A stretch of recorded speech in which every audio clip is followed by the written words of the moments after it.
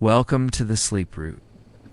If you are ready to fall asleep, please fasten your seatbelts and let's start our story. Imagine yourself, if you will, standing at the very edge of a vast ancient forest. Just as the first sliver of dawn touches the distant horizon, the air is cool, perhaps a little damp, carrying the scent of rich earth and decaying leaves, mingled with something wilder, the musk of unknown creatures stirring in the pre-dawn stillness. This is not the dawn of concrete and alarm clocks, but a dawn measured by the gradual lightening of the sky, by the slow awakening of the birds, their calls echoing through the quiet. For the women of the Stone Age, the rhythm of their lives was intrinsically linked to these subtle shifts, a symphony of light and shadow, hunger and provision. Each day was a testament to resilience, a gentle unfolding of tasks that sustained not just an individual, but an entire community. The very first stirrings of life in the cave would be soft, perhaps the rustle of animal skins as a body shifted, the quiet murmur of a child still nestled close. The darkness inside a cave, even at dawn, was profound. A comforting embrace that had protected generations from the biting winds and unseen dangers of the night. But soon, the desire for warmth, for sustenance, would draw them out. Consider the hands, calloused and strong, yet capable of remarkable dexterity.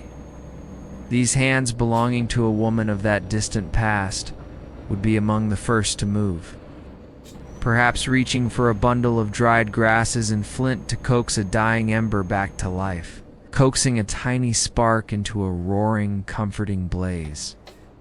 The crackle and pop of the fire would be a familiar lullaby, a central point around which their world revolved. The scent of wood smoke, pungent and earthy, would cling to their hair, their clothing, a constant reminder of warmth and safety. The morning chill, a pervasive presence, would encourage movement. There would be water to fetch, perhaps from a nearby stream, where the current whispered secrets over smooth stones. Imagine the heavy weight of a hide bag sloshing gently against her hip as she walked, the sounds of the forest slowly coming alive around her.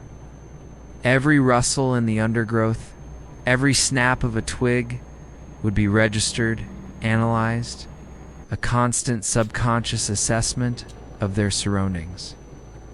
This was a world where awareness was survival, where every sense was heightened, attuned to the subtle messages of nature. Back at the temporary camp, perhaps nestled against a rocky outcrop or within the shelter of a cave mouth, the day's foraging would begin to take shape. While the men prepared for the hunt, their focus turned to the bounty closer to hand. Children, often carried securely on their mothers' backs in simple slings of hide, would be a constant presence, their soft breathing a quiet counterpoint to the rhythmic movements of their caretakers. The sounds of daily life would be a gentle hum, the grinding of nuts and seeds between two stones, a low, repetitive thudding sound, the tearing of tough roots with bare hands, the quiet murmurs of conversation, perhaps sharing observations about the best places to find ripe berries or edible greens. The sun would climb higher, its warmth spreading across the landscape, chasing away the last vestiges of the night's chill, illuminated the dust motes dancing in the air within the cave, highlighting the faint outlines of ancient paintings on the rock walls. Silent witnesses to countless generations who had called this place home. The women, with their keen eyes and extensive knowledge passed down through oral tradition, knew every plant, every berry, every edible root within their territory. They were walking encyclopedias of the natural world, their understanding of its cycles and provisions essential for the community's survival. Their footsteps, soft and sure, left no lasting mark on the earth, yet their presence shaped the very fabric of their society. Let us now turn to a story that transcends individual lives, a narrative woven into the very fabric of our being, a gentle whisper from deep time. The concept of mitochondrial Eve. Imagine, if you will, not a single woman walking the earth alone, but rather a theoretical common ancestor, a point in our genetic past from whom all living humans today trace their maternal lineage. Her story is not one of dramatic events or heroic deeds, but of quiet, persistent continuity. She lived, perhaps some 150,000 to 200,000 years ago, somewhere in the vast and ancient landscapes of Africa. I cannot know her name, nor the details of her daily life. But through the remarkable scientific journey of genetics, her presence echoes down to us. Her existence isn't about being the only woman alive at that time, but about being the woman whose mitochondrial DNA, passed down exclusively through the maternal line, eventually spread and became the sole mitochondrial lineage in all subsequent generations. It's a tale of genetic persistence, a quiet, unbroken chain.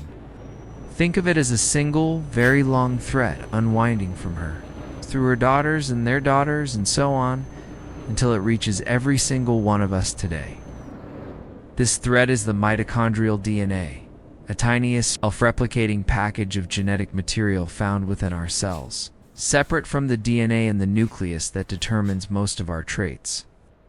Because it's passed on without recombination from the father, it serves as a remarkably clear marker of maternal ancestry. This unique property allows geneticists to trace lineages back in time, like following a river upstream to its source. Her life, though largely unknowable, would have been profoundly ordinary by the standards of her time. She would have woken with the sun, foraged for food, cared for her children, and perhaps shared stories around a communal fire. Her days would have been filled with the same challenges and small joys as any other woman of her era. The sounds she heard would be the rustle of leaves, the distant call of an animal, the soft breathing of her sleeping children. The sights would be the endless expanse of the savanna, the deep hues of a sunset, the comforting glow of a fire. Yet, from this ordinary life, an extraordinary legacy emerged. Her children and their children carried her mitochondrial signature, a tiny, invisible flag passed from mother to child. Over countless generations, some lineages died out, perhaps due to environmental pressures, disease, or simply the chance absence of female offspring. But hers persisted, a testament to the quiet strength of her descendants, their ability to adapt, to survive, to thrive in a world that was both beautiful and relentlessly challenging. Imagine the subtle migrations of her descendants, spreading slowly across the African continent, then eventually venturing beyond its borders, following the game, seeking new resources, adapting to new climates. Each step was a quiet testament to her initial existence, a ripple spreading outwards from a single point in time. The very act of a mother giving birth to a daughter, repeating countless times over millennia, was the engine of this genetic diaspora. It was a gentle, almost imperceptible expansion, driven by the fundamental urge to live and to reproduce. The story of mitochondrial Eve is not a grand epic of conquest, but a profound reflection on the deep interconnectedness of humanity. It's a reminder that beneath all our differences, we share a common maternal thread, a quiet lineage that binds us to a woman who lived in the distant past. It invites us to consider the quiet power of continuity, the subtle ways in which life persists and proliferates. Generation after generation, a constant soothing hum in the vast symphony of existence. As we drift onward, let us now turn our minds to a different kind of immersion. One that delves into the profound mysteries left behind by Stone Age women and men. The cave of Lascaux. Imagine descending into the cool, dark embrace of the earth. The air thick with the scent of damp stone and a timeless stillness. This is not just a cave. It is a sanctuary, a canvas, a library of profound human expression, etched and painted by hands that lived tens of thousands of years ago. Discovered by chance in 1940 by 4 teenagers and a dog, Lascaux, located in southwestern France, is a breathtaking testament to the artistic and spiritual lives of Upper Paleolithic people. The sheer volume and quality of the art are staggering. Hundreds of paintings and engravings of animals, horses, stags, aurochs, bison, felines, birds, rendered with astonishing skill and vibrant natural pigments. The colors, deep reds, ochres, blacks, seem to glow even in the dimmest light, as if imbued with the spirit of their creators.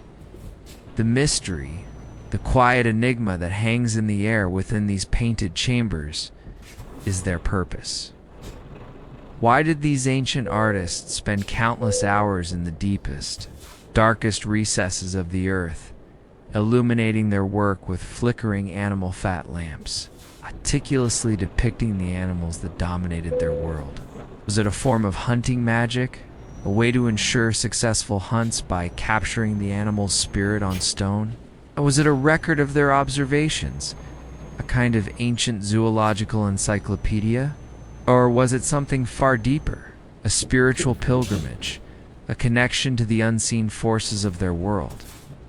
Consider the technical skill involved. The artists used scaffolding to reach high ceilings. They prepared their pigments from mineral oxides, grinding them finely and mixing them with binders like animal fat or plant sap.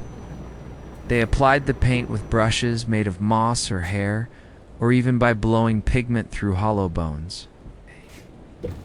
The sheer dedication, the sustained effort in such challenging conditions, speaks volumes about the importance of these creations to their lives.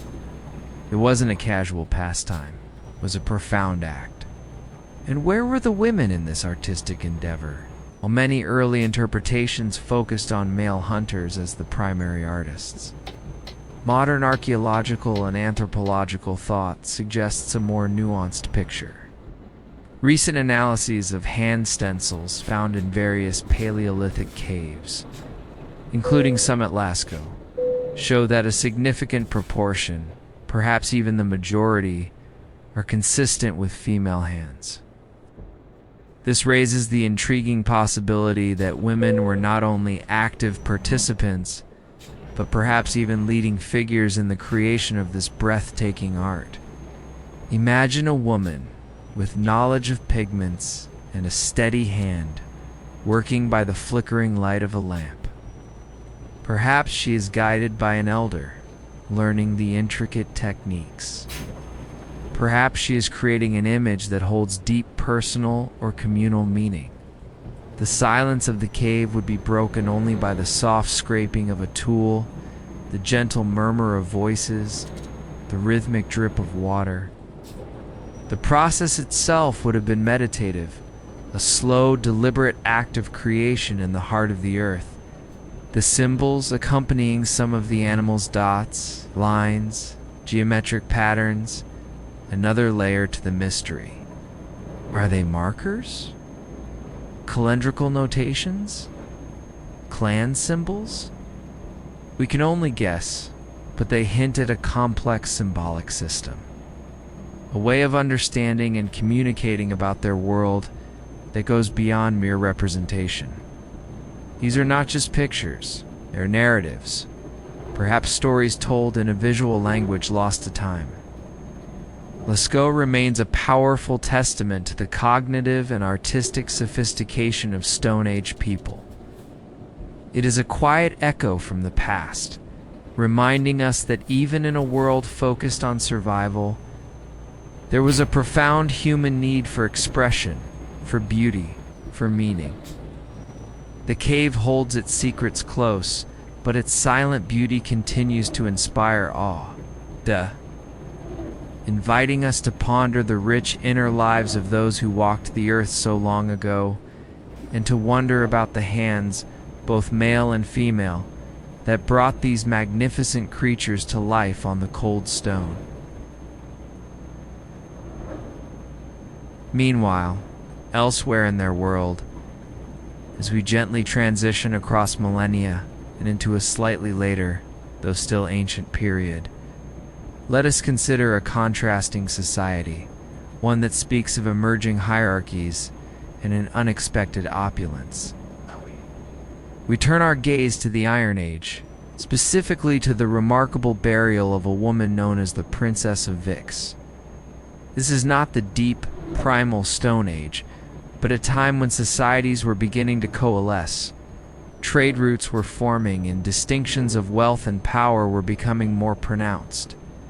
Imagine a burial mound, rising gently from the landscape in what is now eastern France, hinting at secrets buried beneath its grassy surface.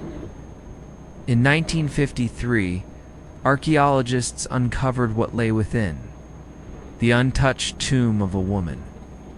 Interred around 500 BC, lavishly adorned with treasures that speak of extraordinary status and connections across vast distances.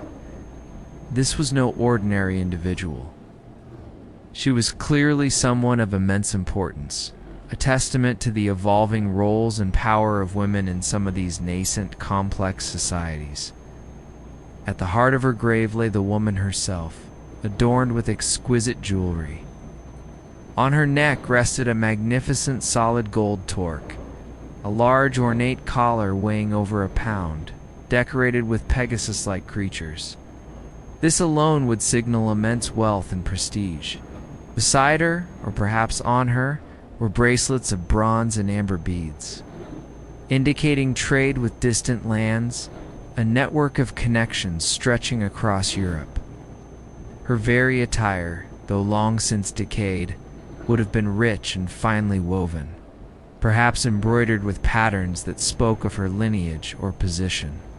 But it is the accompanying grave goods that truly tell a story of unparalleled luxury for her time. Beside her was an enormous bronze crater, a vessel used for mixing wine and water, standing at over 1.6 meters tall and weighing 208 kilograms. This was not a local product. It was a masterpiece of Greek craftsmanship, likely produced in workshops in Sparta or Corinth and transported over land. A journey of staggering distance and logistical effort. Imagine the effort involved in moving such a colossal object across mountains and rivers, a testament to her family's influence and connections. Around the crater were other treasures, fine Attic pottery, indicating a taste for Mediterranean luxury. Bronze handles shaped like gorgons, decorative and powerful. Her chariot, dismantled, was also buried with her, symbolizing her high rank and perhaps her role in processions or ceremonies.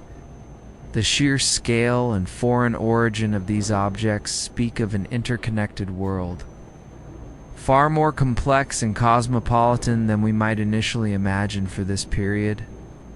The identity of the Princess of Vix remains a mystery.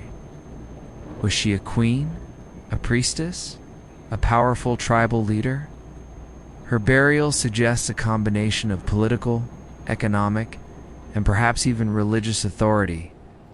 It challenges the simplistic notion that women in ancient societies were universally subservient or confined solely to domestic roles. Here we see evidence of a woman at the apex of her society, commanding respect and wielding considerable influence. Her story is a quiet counterpoint to the more primal struggles of the Stone Age. While the women of the Paleolithic focused on the daily dance of survival and the deep connection to nature, the Princess of Vix inhabited a world where status, trade, and intricate social structures were taking hold. Her life, though still bound by the rhythms of the seasons, was cushioned by wealth and power, her influence extending far beyond her immediate community. Her silent tomb, now gently illuminated in our minds, offers a glimpse into a time when human societies were evolving, and with them, the roles and opportunities for women, creating a tapestry of human experience far richer and more varied than we might ever presume. Imagine, once more, the gentle light of morning spreading across a landscape untouched by agriculture, by permanent settlements. The women of the Stone Age, the vast expanse of their surroundings was not merely a wilderness to be conquered, but a living larder, a generous provider, if one understood its subtle language. Their daily life was a slow, deliberate dance with nature, a gentle harvest, a constant learning and adaptation to the ebb and flow of the seasons. The rhythmic thump of a digging stick, expertly wielded, would be a common sound. Roots and tubers, rich in carbohydrates, formed a vital part of their diet. Imagine the feel of the earth under her bare feet, the scent of the soil, the quiet satisfaction of unearthing a nutritious root, carefully brushing away the clinging dirt. This was a knowledge passed down through generations, an intimate understanding of which plants offered sustenance and which might bring illness. Berries, sweet and tart, would be gathered in woven baskets or large leaves, their vibrant colors a welcome sight against the greens and browns of the forest. The gentle rustle of leaves as hands sifted through branches, seeking out the ripest fruits. Perhaps the soft hum of insects drawn to the same sweet offerings. The process was unhurried, a meditative engagement with the natural world.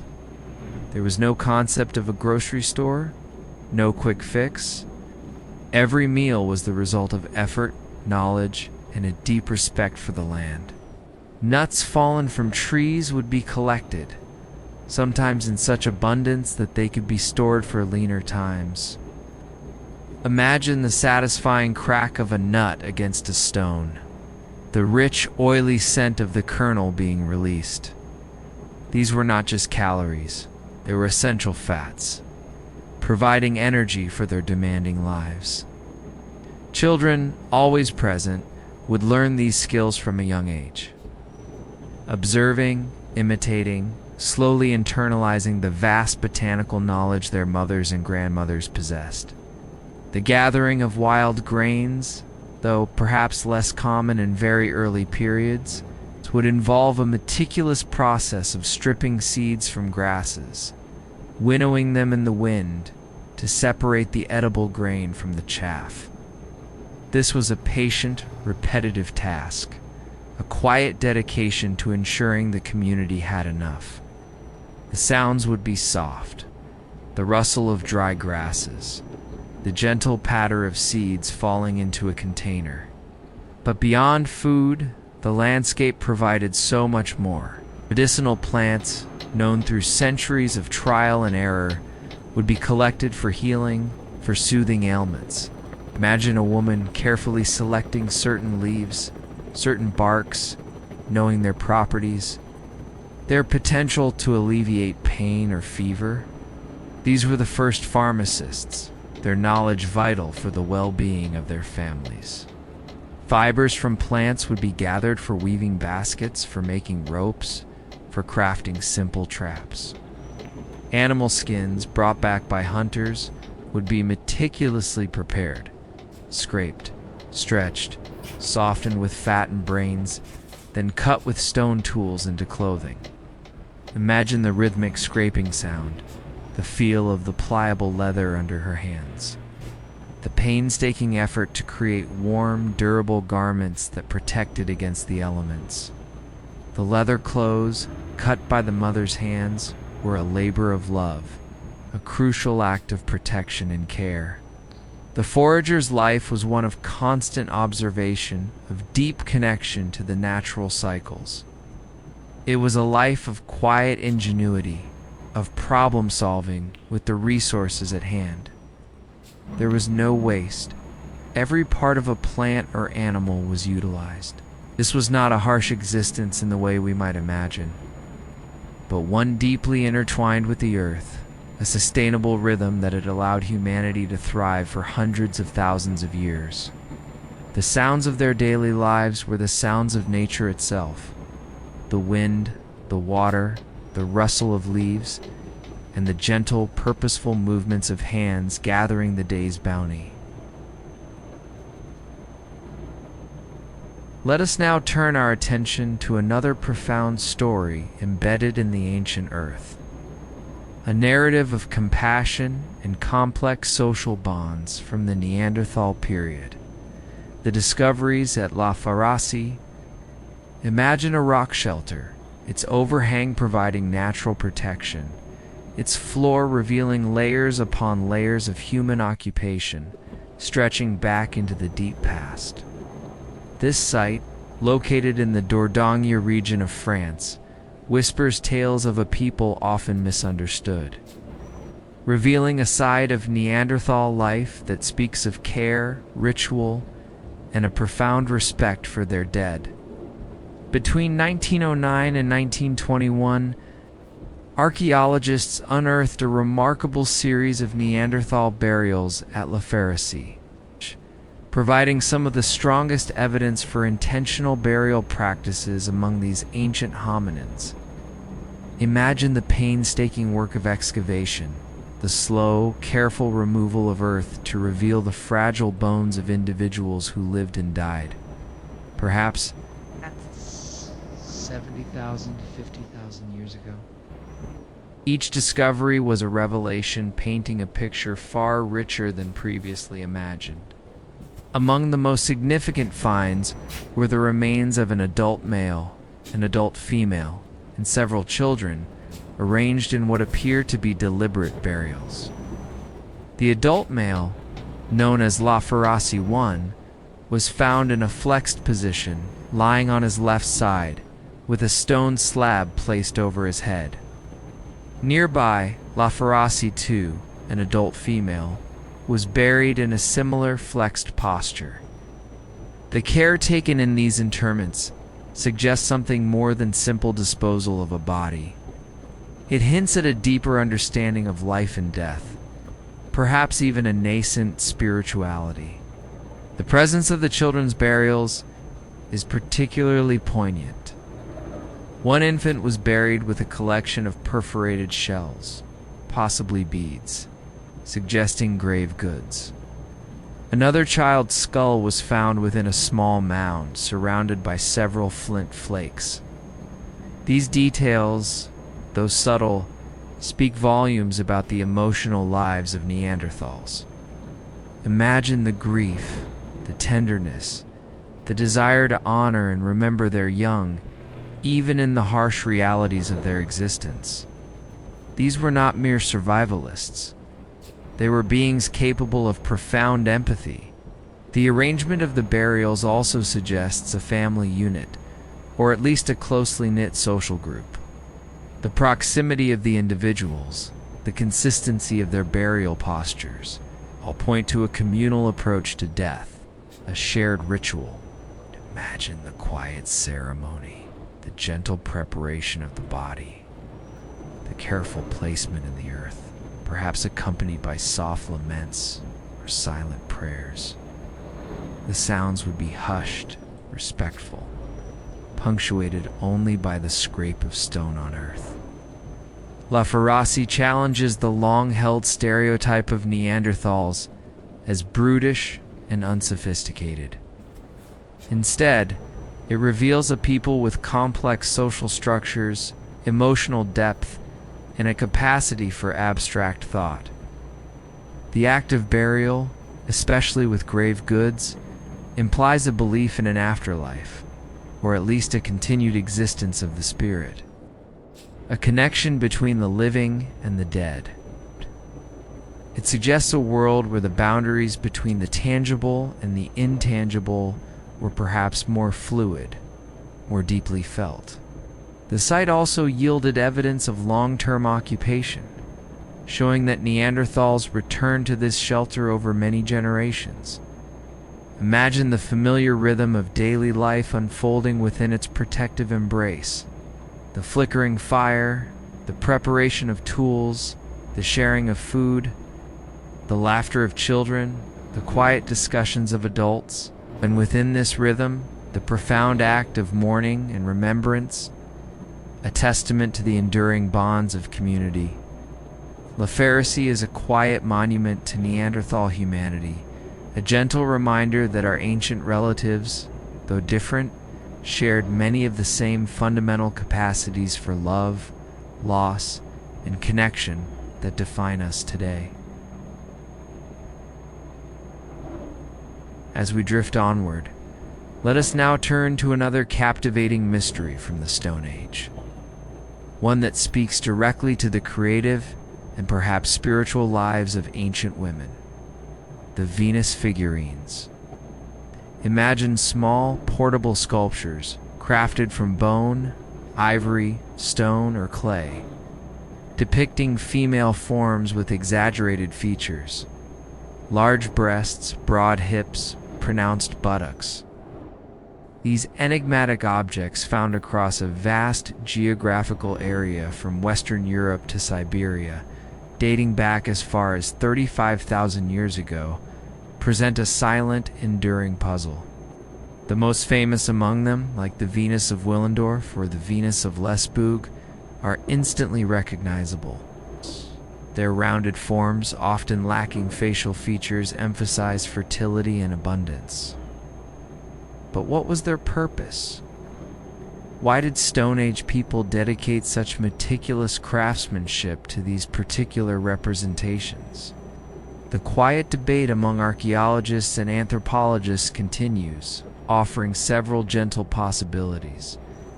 One prevailing theory suggests they are fertility symbols. In a world where survival was precarious and human populations were small, the ability to bear and nurture children was paramount. Imagine a community relying on its women to bring forth new life to ensure the continuation of the lineage. These figurines, then, might have been used in rituals to promote fertility, to ensure successful pregnancies and healthy births. Quiet prayer, a gentle offering, a tangible hope for the future.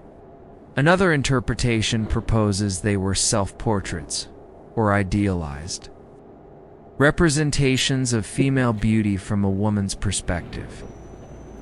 If so, they offer a unique glimpse into the ancient female gaze, a silent testament to how women might have viewed their own bodies, celebrating their life-giving power. Imagine a woman, perhaps pregnant, or a mother, shaping clay with her fingers, creating a form that resonated with her own experience, a powerful and intimate act of self-expression. They might also have served as teaching tools, passed down from mother to daughter, illustrating aspects of female anatomy or the process of childbirth.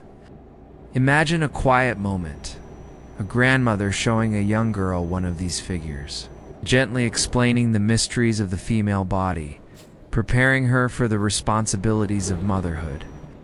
The lessons would be hushed, perhaps accompanied by songs or stories, a gentle transmission of vital knowledge across generations. Some scholars suggest a deeper spiritual significance. Perhaps these figures represent a mother goddess, a deity of fertility and creation, worshipped in a world where the cycles of nature were profoundly respected. Imagine a small group gathered around a flickering fire, a Venus figurine held gently in reverent hands, silent plea for bounty, for protection, for the continuation of life. The soft glow of the firelight would dance across the figure's smooth surfaces, imbuing it with a sacred aura. The small, portable nature of many of these figurines suggests they were carried by individuals, perhaps as amulets or talismans. Imagine a woman carrying a small Venus figurine with her as she foraged, or during childbirth, a source of comfort, a connection to a larger spiritual force. The smooth, worn surfaces of some figures suggest they were handled frequently, cherished, their power derived from repeated touch and belief.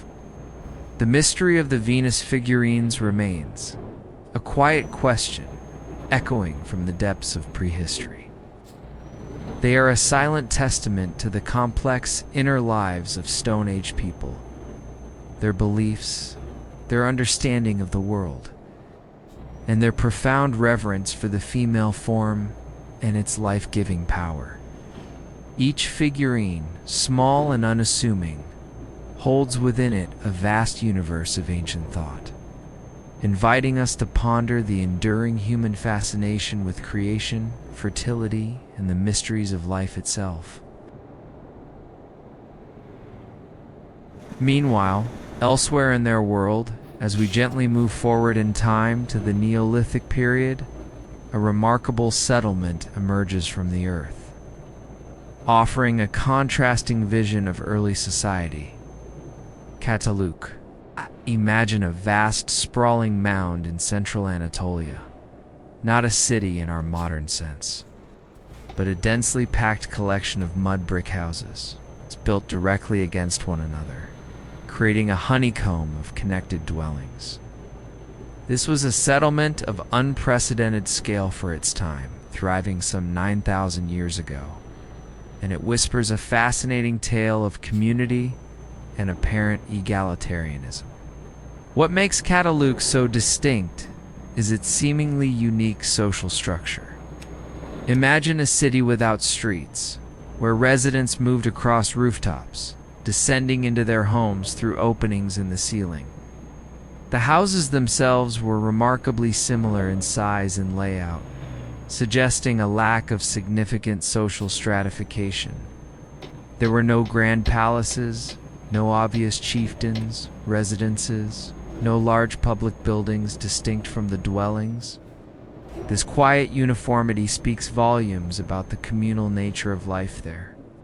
The daily life in Cataluk would have been a continuous, gentle hum of activity. Imagine the scent of wood smoke drifting from hearths within each home, the quiet chatter of families. Women would have been central to many aspects of life. Evidence suggests a relatively equal division of labor. While men engaged in hunting, women were involved in gathering, processing food, making pottery, weaving textiles, and caring for children within these interconnected homes. The meticulous attention to their dead is another striking feature.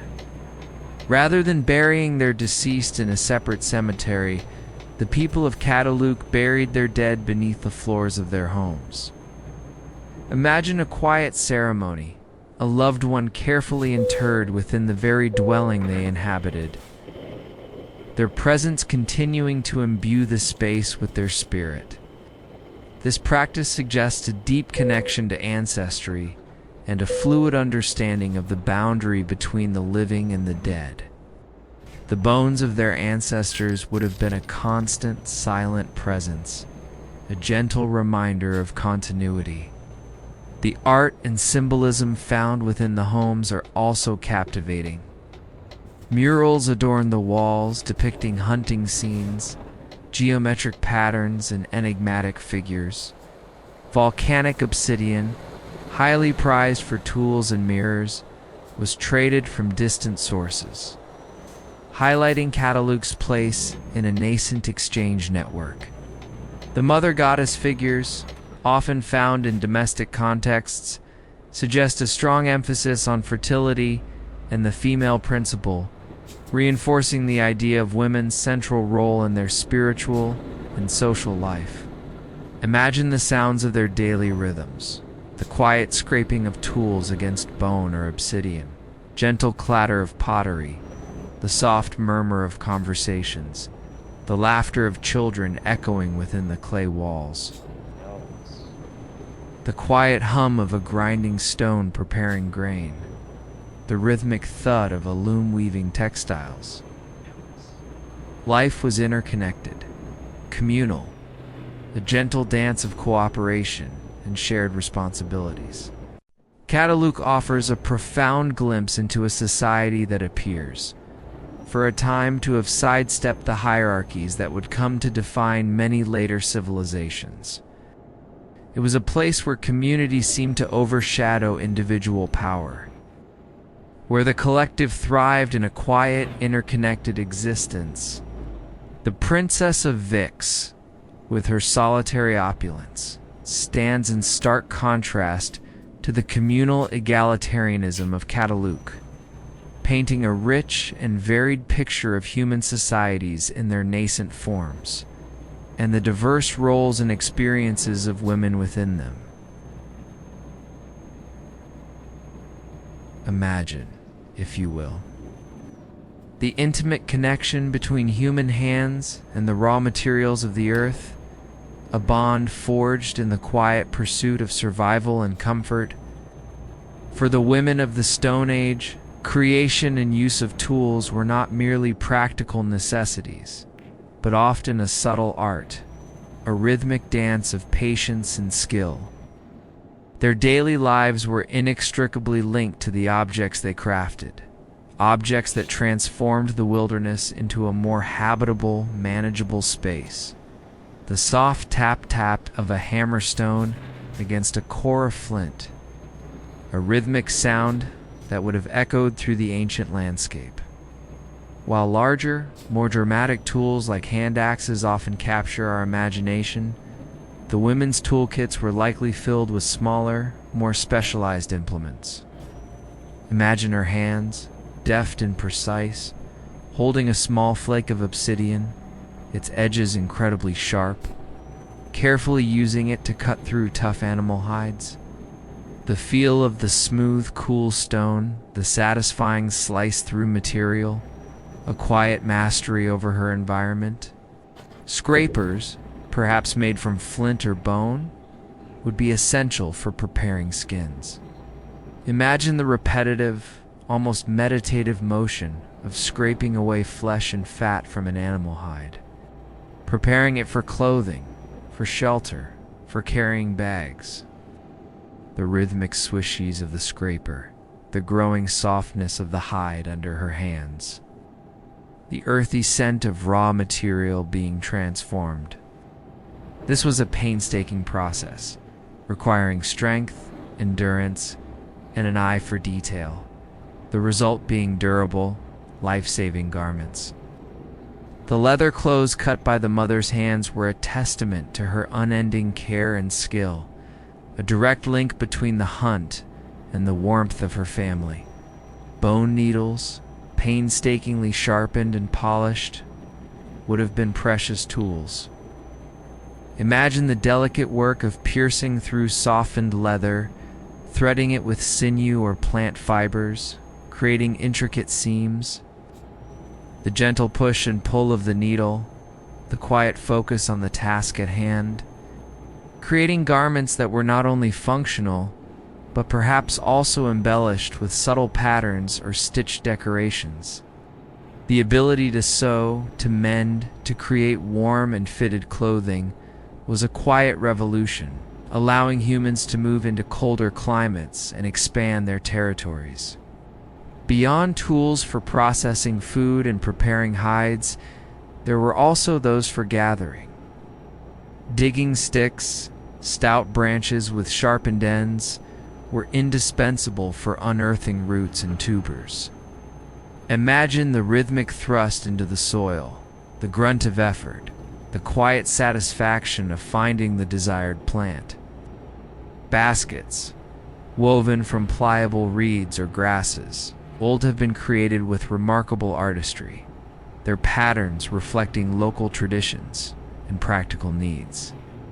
The gentle rustle of the dry fibers, the repetitive weaving motion, the growing form of a functional container.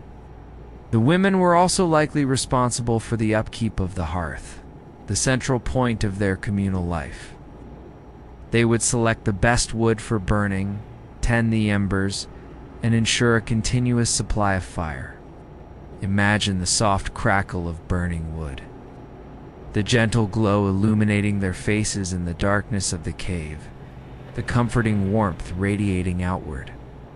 The ability to control fire, to cook, to purify water, to provide light and protection was a monumental achievement, and women's role in its daily maintenance was absolutely vital. These subtle crafts, often overlooked in grand narratives of human technological advancement, it formed the bedrock of Stone Age survival. They were the quiet innovations that allowed communities to thrive, to adapt, to nurture life in a challenging world. The rhythm of their daily lives was punctuated by the gentle sounds of these tools at work, a testament to ingenuity, patience, and the enduring human capacity to shape their world with their own hands. Let us now turn to a silent, shimmering narrative of connection and exchange, a story etched into the very landscapes of ancient Europe, the Amber Road. Imagine a subtle network, not of paved roads, but of ancient footpaths and river routes, stretching thousands of kilometers from the Baltic Sea south to the Mediterranean. This was a route primarily for the exchange of a single precious commodity, amber, the fossilized resin of ancient pine trees, glowing with the warmth of captured sunlight. The story of the Amber Road is not one of dramatic battles or grand empires, but of quiet, persistent trade, driven by desire for beauty and perhaps a belief in the protective or magical qualities of this golden substance. Imagine the journey of a small, polished piece of amber, starting its long voyage from the cold, ancient forests of the Baltic coast. It would be carried by successive hands, exchanged from one group to another, slowly making its way south. For the women of the Stone Age and early Bronze Age, amber was more than just an attractive stone. It was crafted into beads, pendants, and amulets, worn as jewelry, perhaps used in rituals, or even as currency. Imagine a woman admiring a necklace of newly acquired amber beads, their warm glow against her skin, a visible sign of connection to distant, unseen lands. The quiet murmur of admiration, the soft click of the beads as she moved. The process of finding and preparing amber was itself a skill. Imagine coastal communities, perhaps women and children among them, carefully sifting through sand and seaweed after a storm, searching for the smooth, translucent nuggets washed ashore. The gentle lapping of waves, the salty air, the quiet focus of the search. Once found, the amber would be shaped and polished, often by women using abrasive sands or fine tools, transforming the raw resin into shimmering adornments. The existence of the Amber Road speaks volumes about the intelligence and foresight of ancient communities. It implies established roots, mutual trust between different groups, and a system of reciprocal exchange. Imagine a quiet encounter between two groups, perhaps at a river crossing or a designated trading point. The slow, careful inspection of goods, the subtle negotiations, the exchange of precious amber for perhaps flint tools, animal skins, or even rare pigments. There would be a gentle hum of quiet discussion, a mutual respect for the goods being traded, This ancient trade route facilitated not just the movement of goods, but also the silent exchange of ideas, technologies, and cultural practices. Imagine a new carving technique arriving with a piece of amber, or a different way of weaving a basket. These subtle influences would ripple outwards, slowly transforming the lives of communities across vast distances, connecting disparate peoples in a quiet web of interdependence. The Amber Road existed for thousands of years, evolving as societies changed. But its essence remained the same, a testament to the enduring human desire for connection, for beauty, and for the resources found beyond one's immediate territory. It is a quiet narrative of peaceful interaction, a reminder that even in ancient times, people were connected by threads of commerce and curiosity.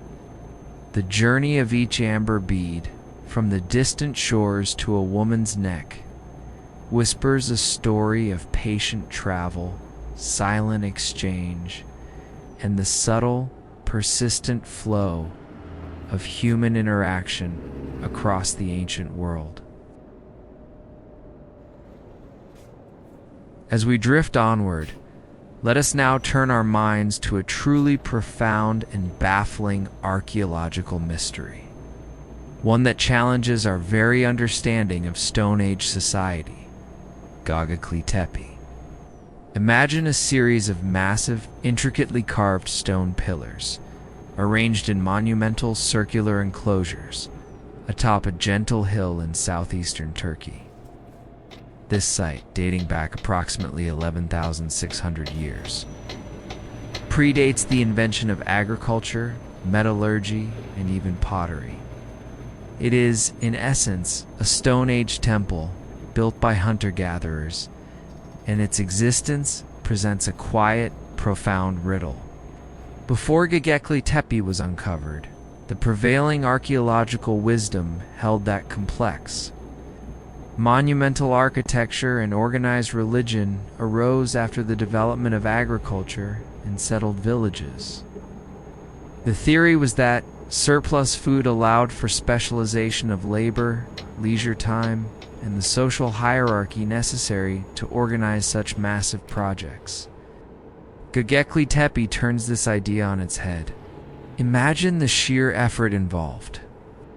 These colossal, T-shaped pillars, some weighing up to 20 tons, were quarried from distant bedrock, moved, and meticulously carved with intricate reliefs of animals: foxes, snakes, wild boars, gazelles, birds, often depicted in a stylized, almost symbolic manner. There are also abstract symbols and anthropomorphic figures. The scale of the undertaking by people who were still hunter-gatherers is truly astounding. The quiet scrape of stone tools against the massive blocks, the rhythmic grunts of communal effort, the distant sound of hammers striking flint. The purpose of Göbekli Tepe remains an enigma, a silent question echoing across millennia. It was not a settlement. There is no evidence of residential structures, hearths, or domestic waste. It appears to have been solely a ritual or ceremonial center. Imagine groups of hunter-gatherers, perhaps from different clans or regions, converging on this sacred hill for periodic gatherings. Sounds would be the murmuring of voices, the soft chants, the rustle of animal skins, the deep silence of reverence. What prompted these mobile groups to dedicate such immense resources to building such a sophisticated ritual complex? Was it a response to a changing climate, a way to unify communities facing new environmental challenges?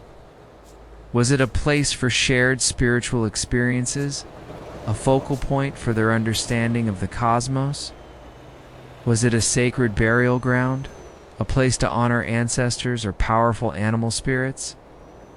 The quiet contemplation of these questions is part of the site's allure. The detailed animal carvings are particularly fascinating. They are not merely depictions of prey, many are fierce, even mythical creatures. Some theories suggest the site was a center for animal worship, or perhaps represented a complex cosmology involving animal deities. Imagine a Stone Age woman, perhaps a spiritual leader, tracing the contours of a carved fox with her fingers, explaining its significance to a group of initiates, her voice low and resonant in the sacred space. Göbekli Tepe forces us to rethink the timeline of human development. It suggests that complex social organization, abstract thought, and sophisticated religious beliefs may have predated agriculture, perhaps even serving as a catalyst for its development. The need to feed large numbers of people gathered for ritual activities at sites like Göbekli Tepe might have been one of the drivers for cultivating grains and domesticating animals. The site was deliberately buried, possibly after centuries of use, creating the mound we see today. This act of burial is itself a mystery. Was it to preserve its sanctity? To ritually close a chapter? The quiet act of covering these monumental stones with earth, slowly, carefully, is another testament to the profound significance this place held for its builders. Göbekli Tepe stands as a silent, powerful challenge to our assumptions about the Stone Age, revealing a depth of human ingenuity, spirituality, and organizational capacity far beyond what was previously imagined. It is a quiet testament to the rich, complex inner lives of our ancient ancestors. Meanwhile, elsewhere in their world, in a different part of Europe, lies another majestic example of Paleolithic artistry, one that might offer a contrasting perspective on access and social dynamics. The Cave of Altamira in northern Spain. Imagine entering a natural cathedral of rock, its ceilings and walls adorned with breathtaking, lifelike depictions of bison, deer, horses, and wild boar. This cave, discovered in the late 19th century, immediately captivated the world. But its sheer artistic mastery and relatively inaccessible nature lead some to ponder if it served a more exclusive purpose. The Sistine Chapel of the Paleolithic, as it is often called, is renowned for its polychrome paintings, primarily executed in shades of red, black, and violet, using natural mineral pigments. The artists brilliantly utilized the natural contours of the rock to give their animal subjects a three-dimensional quality, making them appear to spring forth from the stone itself. Imagine the flickering light of an animal fat lamp dancing across these magnificent beasts, bringing them to an almost ethereal life in the dark silence. While other Paleolithic caves often feature a mix of simple and complex art, Altamira's paintings are almost uniformly sophisticated, highly naturalistic, and concentrated in specific areas. Particularly a large chamber known as the Great Ceiling.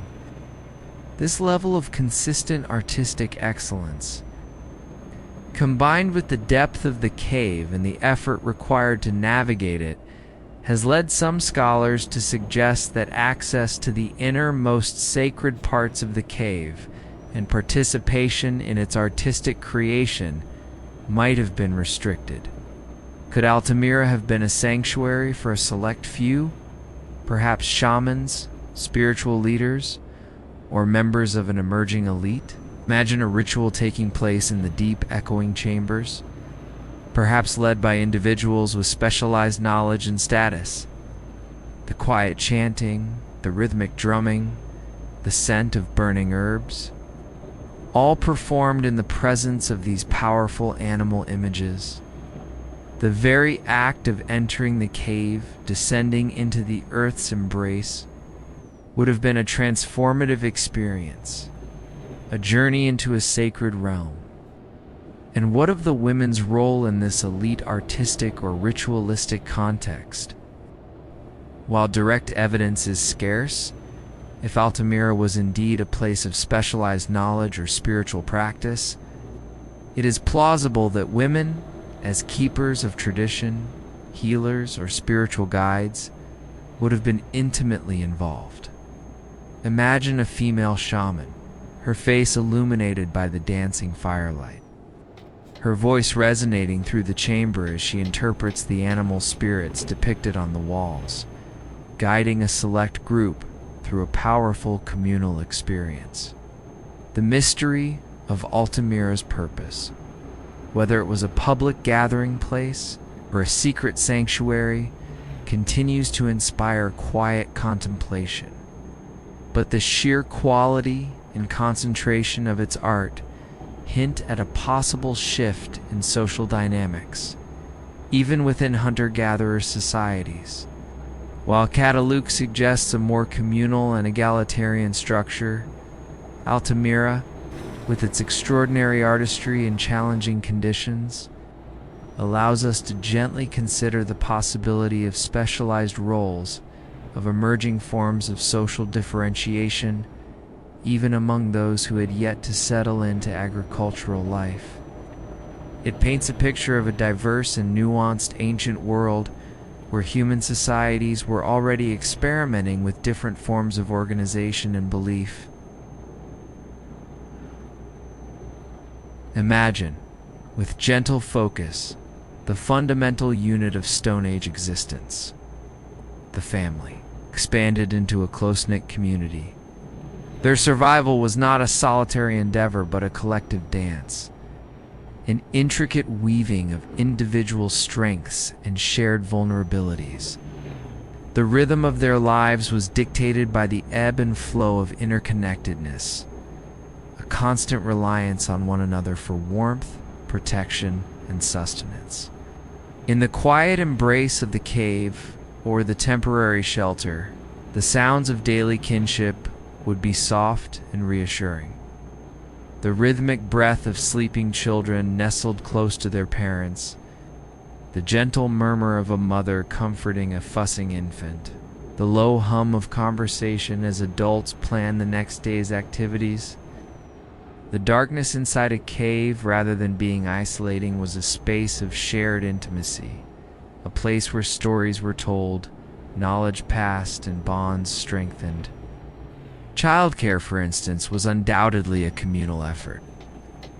While mothers were primary caregivers, other women grandmothers, aunts, older sisters would have played vital roles in nurturing the young.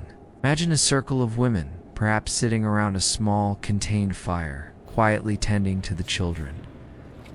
One might be sharing a piece of roasted meat with a toddler, another patiently teaching a young girl to braid fibers, while a third gently rocks a baby in her arms.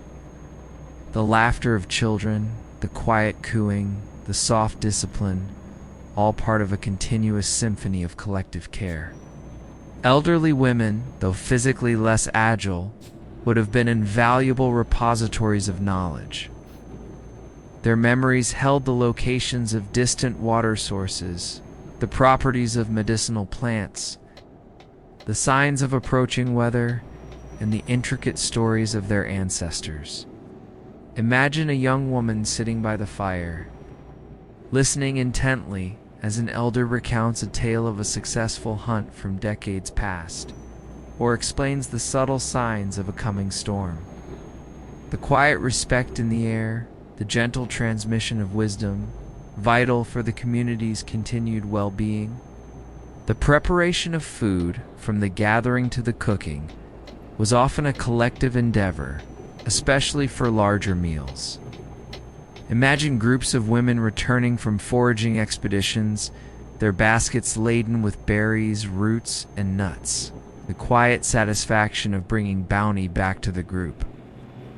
The shared effort of processing the food, the communal fire where it would be cooked, the gentle sizzle of meat over flames, the bubbling of a stew in a stone-lined pit, the comforting aromas filling the air. This shared labor fostered deep bonds, a sense of mutual contribution. Beyond the practical, there was also a profound emotional interdependence. Grief, joy, fear, and celebration were all shared experiences. Imagine the quiet comfort offered to a grieving mother after a loss, the soft touch of a hand, the shared silence of sorrow, or the communal celebration after a successful hunt, the rhythmic chanting and dancing, the shared laughter, the feeling of triumph washing over the group. These emotional currents, subtle yet powerful, flowed through the fabric of their lives, strengthening the ties that bound them. The very structure of their camps, often circular or clustered, reflected this communal spirit. There were no fences or walls between families. Rather, a fluid, interconnected space where individuals moved freely, contributing to the collective good. The rhythm of their lives was a gentle, continuous pulse of mutual support, a quiet testament to the enduring human need for connection, for belonging, for the warmth of kinship in a vast and challenging world.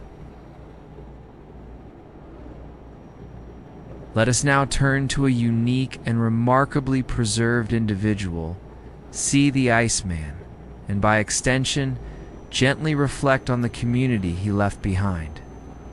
Imagine, if you will, the rugged, unforgiving peaks of the Ötztal Alps over 5,300 years ago.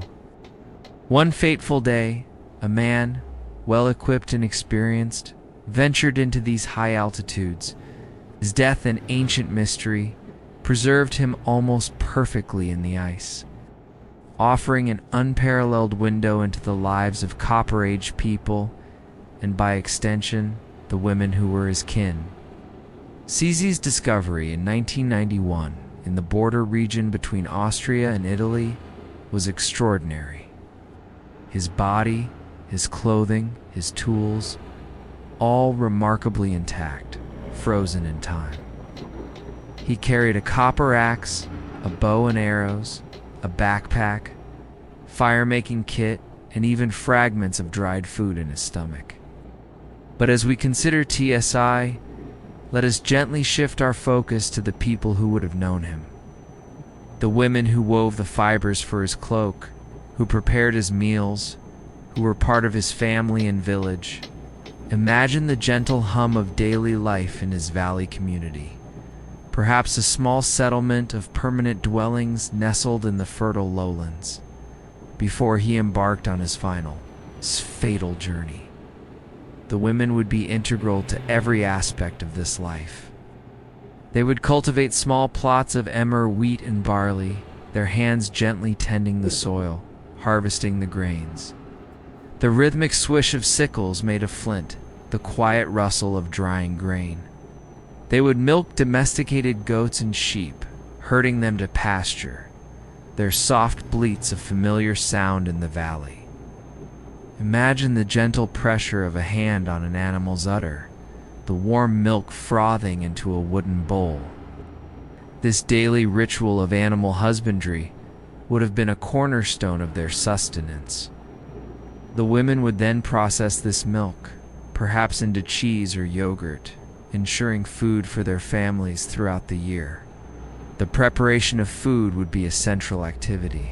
Imagine the quiet grinding of grains into flour between stone corns, a repetitive, almost meditative sound. The kneading of dough, the scent of baking bread in a simple oven. The women would meticulously preserve meat by smoking or salting it, ensuring provisions for the harsh winter months. Every task was performed with quiet diligence, a deep understanding of the resources available, and a profound respect for their utility. Cesi's clothing, expertly crafted from various animal skins and plant fibers, speaks volumes about the skill of the women in his community.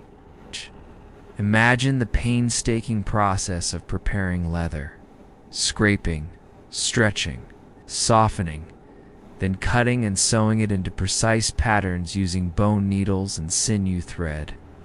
The woven grass mat he carried, the bearskin cap, the goat hide leggings, each piece a testament to meticulous craftsmanship, likely from the hands of women who had mastered these ancient arts. The leather clothes cut by the mother's hands were a crucial part of his survival kit, reflecting the silent care and expertise of the women in his life. The sudden disappearance of CI, his failure to return from his high-altitude expedition, would have left a quiet void in his community. Imagine the initial worry, the anxious glances towards the mountains, the quiet discussions around the fire. Then, perhaps a slow, gentle acceptance of his probable fate, while Tacy himself offers a frozen snapshot of ancient male survival. The existence of his perfectly preserved belongings and his well-fed body speaks to the constant nurturing presence of the women in his world, their skills, their care, their silent contribution to the fabric of his life, and the well-being of his community. His silent journey through the ice allows us to gently imagine the profound impact of their unseen hands. As we drift onward, let us now turn our minds to a monumental mystery, structure that speaks of a sophisticated understanding of the cosmos and a profound connection to the cycles of life and death. Newgrange. Imagine a vast, grass-covered mound in County Meath, Ireland, rising majestically from the landscape. This is not just a hill. It is an ancient passage tomb, constructed over 5,200 years ago, predating the pyramids of Egypt, and adorned with an array of cryptic megalithic art. The exterior of Newgrange is encircled by a curb of 97 large stones, some of which are heavily decorated with spirals, lozenges, zigzags, and other geometric patterns. Imagine running your hand over these ancient carvings, feeling the smooth, cold stone, sensing the echoes of the hands that meticulously etched these symbols into the rock millennia ago. The quiet artistry is profound, hinting at a complex symbolic system. The most extraordinary feature of Newgrange is its astronomical alignment.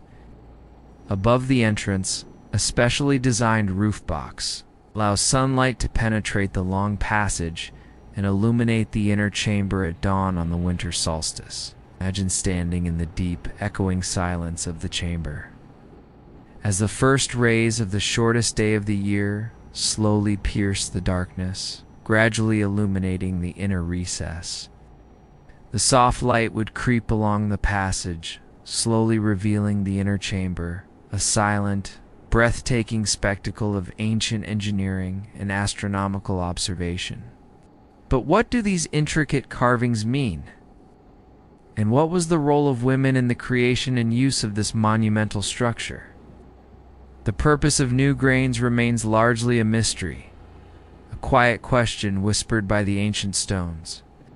It was clearly a place of immense ritual and spiritual significance. It served as a burial place for cremated remains, suggesting a profound connection to ancestors and perhaps a belief in an afterlife.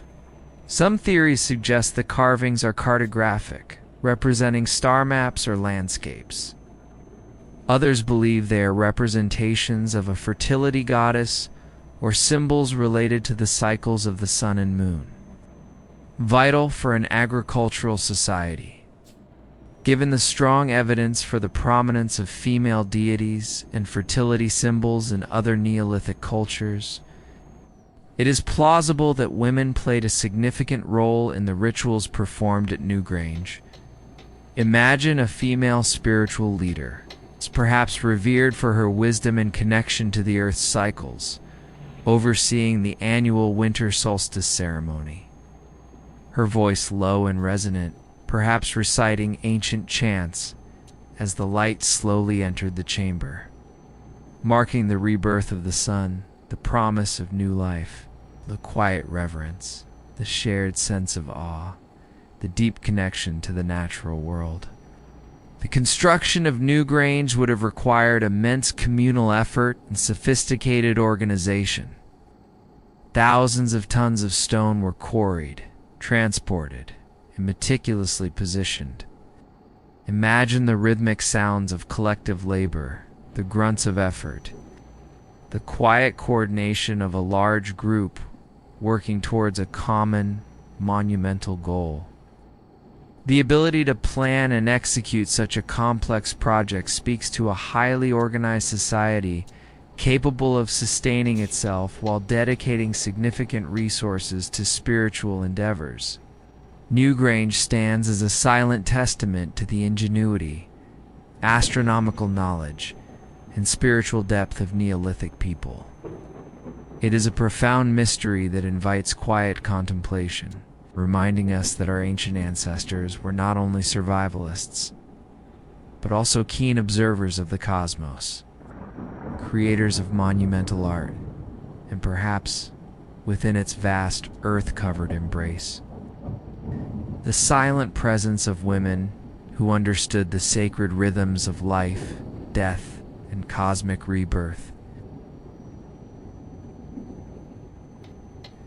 Meanwhile, elsewhere in their world, in the cold, distant lands of what is now Russia, lies a remarkable burial that offers a compelling, contrasting glimpse into potential elite status even in the Deep Stone Age. The Ice Age shamaness of Sunjir.